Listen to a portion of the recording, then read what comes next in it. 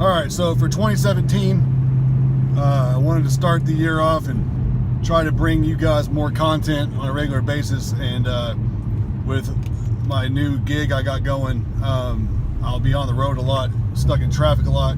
So I'm going to try to do little, 15-minute, 20-minute videos daily and just talk about some gaming topics that come to my head on the fly while I'm driving to help make my commute go by faster. So let's make this one the first one. A few topics at hand. Obviously the Switch. You know, for me, it's like with each platform, at the end of the day, all I really need to get excited about a platform and, whether or not I'm going to get it or not is the games.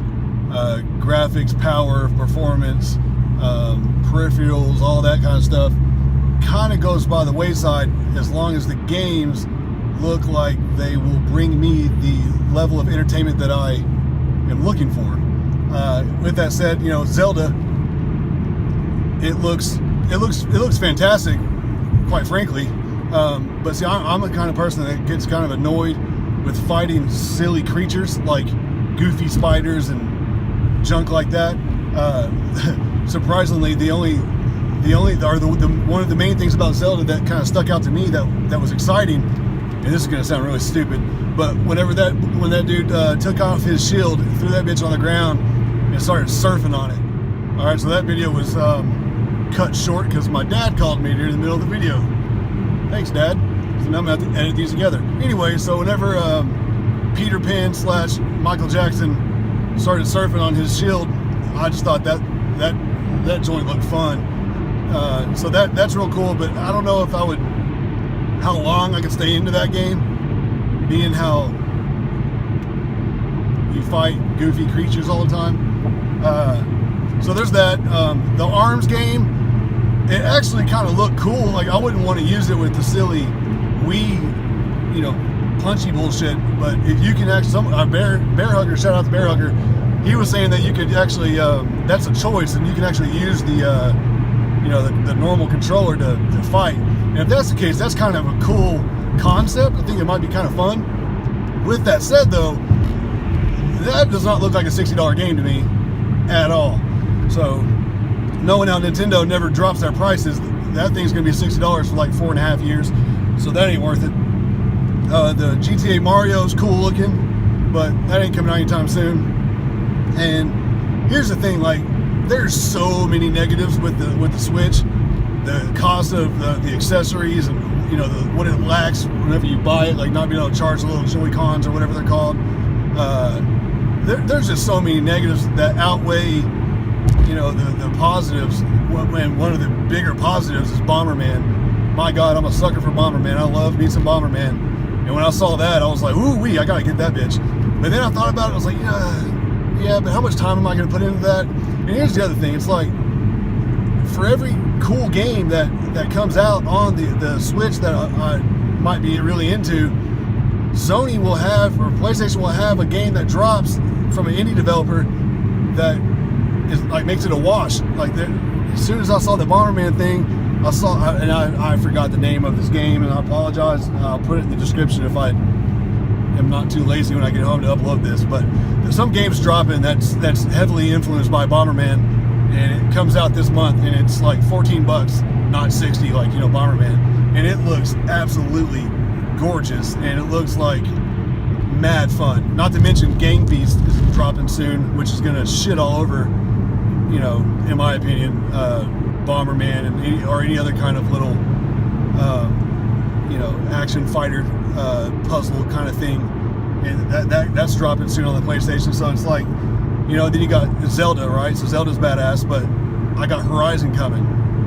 To me, it's like Zelda doesn't stand a chance for me when compared to that. So at this point in time, I am not worried about getting a Switch. There's just too many negatives. I can't mess with it. The other topic that I thought about today, I saw a post on Twitter from, I don't know, somebody from some Yahoo from Xbox retweeted or some shit, 343 talking about possibly doing a more lighthearted, family-friendly, kid-friendly Halo. I guess kind of like that Robobox or whatever the fuck, that leaked Halo game that came out, or they showed some footage of it where it's like a top-down twin-stick shooter kind of thing, which looked cool. But I was thinking, all right, look, that franchise is being milked to death at this point. Why not go drastically different with Halo? Instead of going more kid-friendly, because to me that joint's already kid-friendly as fuck. Why not take it, and maybe Halo fans will get real mad at me or whatever, but it is what it is.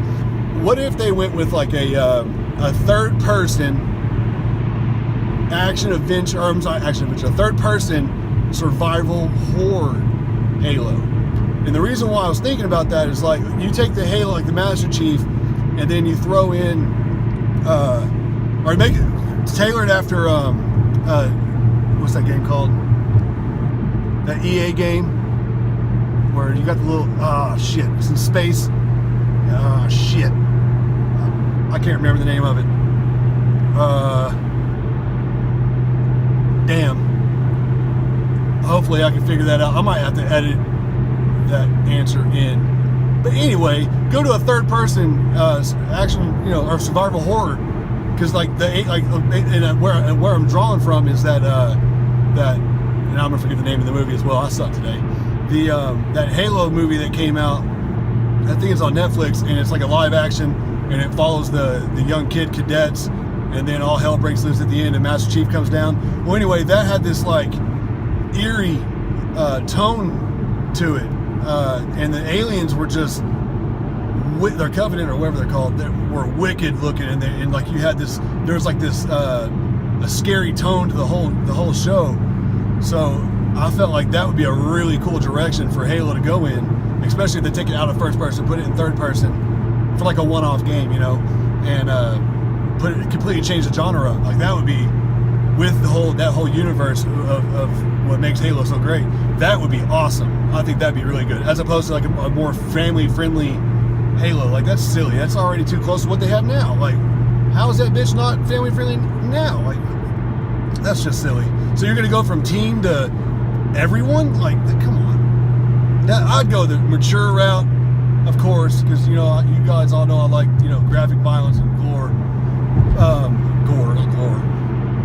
And then the next thing I wanted to touch on is I had a brain cramp.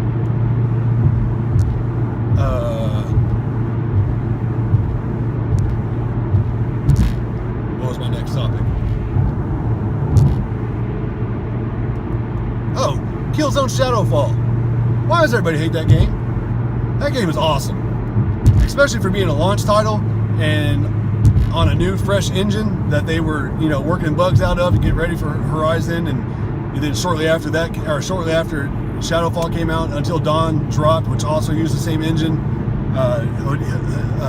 Kojima's new game is using the Horizon engine, or the Shadowfall engine, I should say.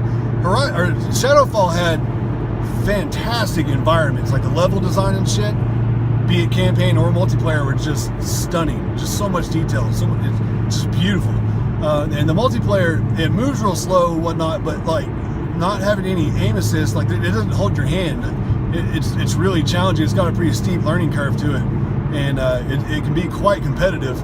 And I don't know if y'all have seen my infamous video where I like wig out playing that game on a live stream, and Bear chopped it up and made a video out of it. Man, that game will get you hyped, boy. I'm trying to tell you. Y'all need to quit hating on that game. That game's awesome. Go back through it, play it again, and enjoy that bitch. Don't nitpick it. Don't talk about, the story sucks, or the people's faces don't move, there's no facial expressions. Like, look, play the game, enjoy the environments, enjoy the gunplay. Don't get hung up on the AI, the enemies. Just play the game, enjoy the environments, listen to the gun sounds, take it in, accept it for what it is. It's a great launch title. It's a great launch title. Alright, for now, this is the end of the video, unless I think of something else, and then I'll have to edit another clip in. I thought of another topic, so I'm editing this clip in too. Shut up. Two things, actually. A, because Donald Trump is president, it enables white folks to be able to do things that we couldn't do before. Such as of yesterday, I had what you would call a cracker throw. I looked like Wolverine yesterday. And then late last night, I was like, you know what? I can't be going in to the new job looking like motherfucking Logan. So it was already too late to go, get a haircut. So I was like, well, shit, I'm gonna give myself a haircut. And so what I did is I Googled some shit, and the haircut that I gave myself apparently is called I'm gonna forget the name of it. An undercut disconnect slick back or some shit. I don't know. So again, I had a cracker throw, and now I have this fine specimen. And I did this shit by myself with clippers, and that's it. Pretty proud of myself. I'm gonna try to show it off. I don't know if you can see it because of the lighting, but here we go. See? Can I see that? Ain't too shabby, right? Donald Trump doing things out here for us white folks. That sounded a little racist. I didn't mean that to sound racist. I was just trying to give myself props and give myself a haircut. Pretty proud of it. Moving on. The other topic that I thought of was the whole fatheaded Phil Spencer debacle, where he said canceling Scalebound was good for gamers. Man, everybody lost their damn minds when he tweeted that out. And I hate saying tweet. So I feel like such a bitch when I say that. Anyway, whenever he tweeted that out, or posted, when he posted that, sounds better, sounds more man. When he posted that out, I read it, and I didn't take it as him canceling it is good for the gamers from a surface level standpoint. That's not how I took it. What I got from that was the footage that we had seen up until that point had a lot of people hyped up for it. A lot, I would say it was almost on par with like Horizon on the Sony side for the Xbox folks and PC, and so they had a certain level of expectations in their head for what that game's going to amount to. And I think what he meant by that tweet was that, I said it again, tweet. What he meant by that was the game, when in reality, was so far under everyone's expectations that if that game had dropped where it was in development, it would have been an utter disaster on the Metacritic, and then the console war would have erupted, and everybody would be like pointing and laughing. All the Xbox people would have felt like Ralph.